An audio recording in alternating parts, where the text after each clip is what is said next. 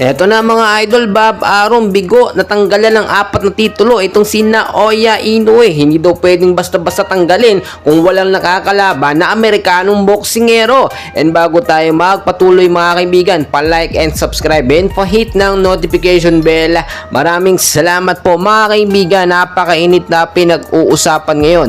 Dahil nga, etong si Inoue ay hindi lumalaban sa bansang Amerika. Then recently, alam naman natin kapag hindi sumunod si Inoue sa protocol nga po ng World Boxing Organization, ay yung mga titulong hinahawakan nito ay pwedeng o posibleng mapawalang bisa dahil na rin niya sa pagpapatibay nitong top CEO boxing promoter na si Bob Arum. But recently lamang ay pumalag nga po etong kampo ni Naoya Inoue. Lahat daw po ng mga titulong kanyang hinahawakan ay hindi pwedeng galawin nitong bansang Amerika o ni Bob Arum hanggat wala silang inilalaban sa kanila.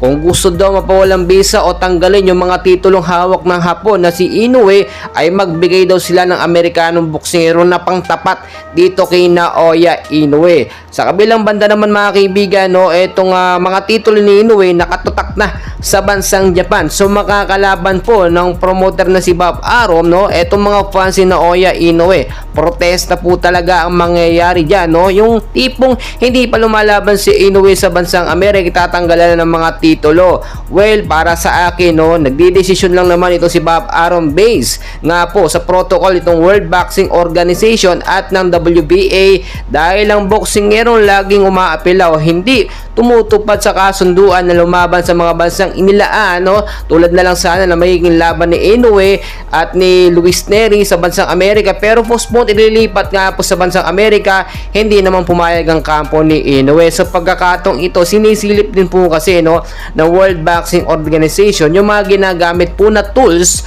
or mga kagamitan nitong si Naoya Inoue, especially yung gloves, kung may daya nga daw po. Bakit daw po? Kasi kapag sa Japan lumalaban itong si Naoya Inoue, nasisiguradong laging panalo. Kung hindi panalo, tabla naman ang nangyayari. Yung tipong kahit bugbog na siya or nakakalamang sa score ng kalaban, ay bumabaligtad ang sitwasyon. Very obvious yan mga kaibigan. And as of now, alam naman natin, medyo hindi rin naman talaga kalakasan etong si Naoya Inoue, pero laging panalo basta sa bansang Japan lumalaban.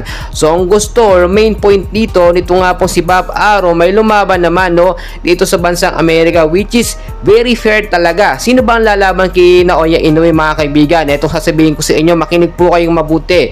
In case talaga na matuloy mapostpone, ito nga po si Luis Nery lumaban dito sa Mayo 6 kay Naoya Inoue.